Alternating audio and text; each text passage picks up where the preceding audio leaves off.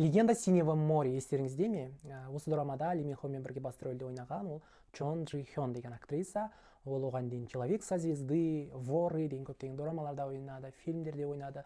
Соңғысы ол Чери Сан дорамасы болды, бірақ көптен бері көрінбей кеткен еді. Мінекей жаңа дорамамен оралып жатыр 2025-те. Онымен бірге Кан Дон Вон деген актер ойнайды. Оның сериалға түспегеніне бақандай 20 жыл болыпты.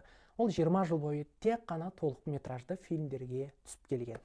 Неге осындай составта жаңа дорама шыққалы жатыр. Дорама не туралы? Бас кейіпкер әйел ол дипломат, бұрынғы елші, ал Кан Дон Вонның рөлінде оның кейіпкері ол екеуі бірігіп үлкен бір құпияның бетін ашу керек болады.